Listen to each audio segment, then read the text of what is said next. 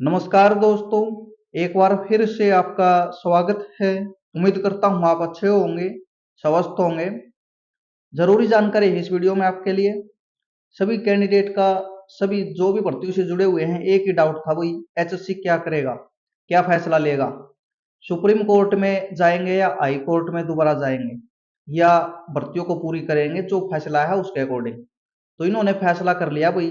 और खबर शायद अच्छी नहीं होगी, क्योंकि सभी को वेट है भाई, 3-4 महीने सरकार के पास है और भर्ती आपकी कंप्लीट आपकी तभी होंगी जब आपका ये प्रोसेस शुरू करेंगे। तो पूरी जानकारी आपको मिलेगी। जो नई भर्ती आएगी, जो कल आपका इन्होंने मांगा हुआ है, वो एचएससी के पास आप ब्यौरा भेजें। जो पहले दिया हुआ है उससे अलग कितनी और आपके ऐड हो सकती हैं। तो ये आपकी सीईटी से होंगी या अलग होंगी, इसका भी क्लियर कर दिया इन्होंने। अब भर्ती कैसे पूरी होंगी, आगे क्या प्लान है सरकार का, तो पूरी चीजें क्लियर हो चुकी हैं भाई। और समझोगे तो समझ में आ जाएगा, नहीं तो फिर वही दुविधा की स्थिति आपकी बनी रहेगी। टीजीटी भर्ती का मामला भी इसी से आपका जुड़ा हुआ है। टीजीटी भर्ती में भी 100 मार्क्स मिले हुए हैं, तो उसको लेकर सरकार का क्या फैसला है, इन्होंने क्लियर कर दिया भाई। सामाजिक आर्थिक मानदंड के 5 अंक जो हैं, इसकी जो अपील है ये सुप्रीम कोर्ट में दायर करने वाले हैं, फैसला ले चुके हैं। एजी साहब का इंटरव्यू इन्होंने लिया है दैनिक सवेरा ने। एक एक करके सवालों को आप समझ सकते हैं, और बिल्कुल क्लियर कर दिया इन्होंने। नहीं मानने वाले वही सुप्रीम कोर्ट में जाएंगे। क्या हाई कोर्ट के फैसले पर अगली रूपरेखा बन गई है, अब अगला कदम क्या होगा, तो भाई इनकी बन चुकी है। हम सुप्रीम कोर्ट में अपील दायर करेंगे। अभी सुप्रीम कोर्ट की छुट्टियां चल रही हैं, और कोई सीनियर एडवोकेट को हम एंगेज करने वाले हैं। और ये इनको एडवोकेट मिलते ही वही ये सुप्रीम कोर्ट में जाएंगे और अपील दायर करेंगे। क्या अपील छुट्टियों में भी दायर हो सकती है, तो इनका जवाब है भाई यस, हो सकती है। लेकिन एडवोकेट मिलेंगे तभी चीजें आपकी हो पाएंगी, तो हम उसको हायर करने की कोशिश कर रहे हैं, कोई अच्छा एडवोकेट। इसका मतलब यह है कि हाई कोर्ट में रिव्यू दायर नहीं होगी, सुप्रीम कोर्ट में ही अपील दायर होगी। तो इन्होंने बोल दिया यस, हाई कोर्ट में दोबारा नहीं जाएंगे। रीजन क्या है, रीजन ये है भाई, पहले डबल बेंच में ही सुनवाई हुई थी, इन्होंने बताया है। अभी तक लोगों को ये लग रहा था कि सिंगल बेंच ने इन नंबरों को यानी सही बताया था और इसके सरकार के हक में फैसला दिया था पहले। तो ये डबल बेंच ने ही सुना था। और जो अब आपकी डबल बेंच ने जो इनको हटाया है, ये भी आपकी डबल बेंच है। तो इनका तर्क ये है, डबल बेंच के फैसले को डबल बेंच नहीं पलट सकती। या तो उसमें 3 जज की बेंच हो आपकी, या फिर माननीय सुप्रीम कोर्ट है उसको कुछ कर सकता है। तो ये इनका तर्क है। और इन्होंने बोला अब इन नंबर की तारीफ की गई है, ये किया गया है, वो किया गया है। बाकी जो है वो मैं आपको बता रहा हूँ। तो ये बोल रहे हैं भाई, फैसला डबल बेंच का डबल बेंच नहीं पलट सकती, ये इन्होंने उल्लंघन किया है। हाई कोर्ट की नई डबल बेंच ने सामाजिक आर्थिक मानदंड के अंकों का संविधान का उल्लंघन मानकर असंवैधानिक इनको बताया था, जो अब आपका फैसला है। सुप्रीम कोर्ट में फिर कैसे राहत मिलने की उम्मीद है, तो इन्होंने यही बोला है भाई, डबल बेंच का फैसला है और डबल बेंच इसको नहीं पलट सकती। मगर सुप्रीम कोर्ट में तो सुनवाई होने में समय लग सकता है, तब तक भर्तियों का क्या होगा। हम सुप्रीम कोर्ट में जो पहली सुनवाई होगी उसका इंतजार करेंगे भाई, क्या ऑर्डर आता है, अंतरिम ऑर्डर। पहली सुनवाई में स्टे मिलता है या नहीं मिलता। यहाँ पर स्टे मिलता है तो जो इनकी भर्तियां चली हुई हैं उनका रिजल्ट ये निकालेंगे स्टे मिलते ही, और उनको ज्वाइनिंग देंगे। ये इनका फैसला है। और रिजल्ट आपका यानी स्टे नहीं मिलता, तो फिर जो आपका हाईकोर्ट का ऑर्डर है, 5 नंबर के बिना भर्ती पूरी की जाएंगी, ये इनका मानना है। यानी अगर हाई कोर्ट के फैसले पर रोक लग गई तो ठीक, अन्यथा हाई कोर्ट के फैसले के अनुसार भर्ती होगी। तो इन्होंने बोल दिया यस, रिजल्ट घोषित हम करेंगे। तब तक भर्ती प्रक्रिया रुकी रहेगी। तो इनका जवाब है भाई, अंतरिम फैसला नहीं आता यानी पहली डेट की सुनवाई नहीं होती, उस टाइम तक आपकी भर्तियां उसी कंडीशन में बनी रहेंगी जो आपकी फिलहाल चली हुई है, यानी रुकी रहेंगी, कोई प्रोसेस ये नहीं करेंगे उस टाइम तक। जो पहले नियुक्त हो चुके हैं उन पर कोई तो प्रभाव नहीं होगा।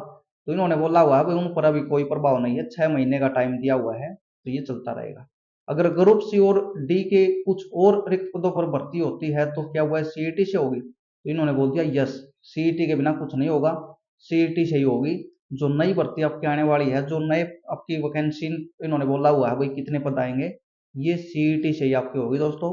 जो कल आपने लेटर देखा था, सीईटी से भर्ती होगी भाई, बिना सीईटी का नहीं होगी। लेकिन जो आपकी वैकेंसी पहले आई हुई है, ये बोल रहे हैं भाई 60,000 के आसपास पाइपलाइन में है, तो इनसे अलग होगी। ये डेटा यानी बढ़ाने का यहाँ पर बोल रहे हैं। हरियाणा सरकार ने ग्रुप सी डी के नए रिक्त पदों को भरने के लिए काम शुरू किया है, और उसका लेटर कल आपने देखा होगा। ग्रुप सी और ग्रुप डी के बकाया रिक्त पदों का आग्रह HSC को भेजने के निर्देश दिए हैं भैया, तो फिर 2 लाख में सभी भेज दो एक साथ। पहले हो चुके CET के तहत ही इन पदों की भर्ती होगी। तो ये जो आपका CET हो चुका है, जो कोर्ट में फंसा हुआ है, इसी के अनुसार भर्ती होगी भाई। और अब इसका हाल आपने देख लिया, यदि आप सुप्रीम कोर्ट में जा रहे हैं, सरकार का फैसला हो चुका है, चेयरमैन की कोई जरूरत नहीं है क्या करना क्या नहीं करना। यानी एजी के पास जो रिपोर्ट है वही सरकार की रिपोर्ट है, वही चेयरमैन की रिपोर्ट है। CET क्वालिफाई को लेकर कल ट्विटर अभियान चलाया गया था, तो ये इन्होंने हाईलाइट किया है और बच्चे यहाँ पर मांग कर रहे हैं, लेकिन सरकार नहीं सुन रही। तो ये अपडेट है दोस्तों। अपडेट तो शायद अच्छी नहीं है भर्तियों को लेकर। अगर इनके पास टाइम होता तब आपकी कुछ अच्छी हो सकती थी, वही चलो फैसला आ जाएगा, कोई नहीं, ये भी आ जाएगा हाईकोर्ट का भी। वही होता आपके पास 1 से 1.5 साल, तो ऐसा कुछ नहीं है। महीने यहाँ पर 3 हैं और ये सुप्रीम कोर्ट में जा रहे हैं। और छुट्टियों में अगर अपील लगती है तो पहली सुनवाई होती है, उस टाइम तक ये यहाँ पर वेट करेंगे।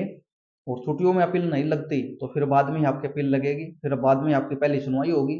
उस सुनवाई का ये वेट कर रहे हैं, उस पर क्या होगा क्या नहीं होगा, उसमें इनको स्टे मिलता है इस फैसले पर। और वहां पर ये यही बोलेंगे डबल बेंच का फैसला डबल बेंच ने पलटा है, तो आप इस पर संज्ञान लें। इनका यही तर्क है, आप इसको पढ़ोगे अपील का क्या ग्राउंड लिया गया है, तो इनका ग्राउंड यही है, डबल बेंच का फैसला डबल बेंच नहीं पलट सकती। और डबल बेंच ने पहले इन नंबरों को सही बताया है, सरकार की तारीफ भी की थी, गरीब लोगों के साथ है, ये इन्होंने बोला भाई इसमें। और हम इसी को चैलेंज यहाँ पर करने वाले हैं और इस पर हमें यहाँ पर सटे मिलता है तो हम रिजल्ट निकालेंगे, भर्तियों को पूरी करेंगे सटे मिलते ही। सटे नहीं मिलता, पहली डेट आपकी आ जाती है, सुनवाई हो जाती है और सटे नहीं मिलता, फिर आपका जो माननीय हाईकोर्ट का फैसला है 5 नंबर के बिना, उसके अकॉर्डिंग भर्तियों को पूरी करेंगे, दोबारा एग्जाम लिए जाएंगे, जो बचे हुए हैं उनके एग्जाम भी लिए जाएंगे। तो ये सिस्टम है भाई। अब TGT के बारे में बात कर लेते हैं। TGT में भी वही 100 मार्क्स हैं। अगर इस तरह होता है तो भाई जो आपकी मीटिंग वगैरह हो रही है ये गोली देने वाली ही बात है। सुप्रीम कोर्ट में जा रहे हैं तो ये 5 नंबर के बिना रिजल्ट आपका तो जारी कर सकते हैं, लेकिन कंप्लीट रिजल्ट तो ये जारी नहीं करेंगे सुप्रीम कोर्ट में ये जा रहे हैं तो, क्योंकि इसका तो पेपर इनको नहीं लेना, इसका तो कुछ भी नहीं करना, तो इसका तो ये सुप्रीम कोर्ट का ही वेट करेंगे क्या हुआ क्या नहीं होगा। हाँ, 5 नंबर के बिना ये रिजल्ट जारी कर सकते हैं जितने कैंडिडेट आपके सिलेक्शन जोन में आएंगे।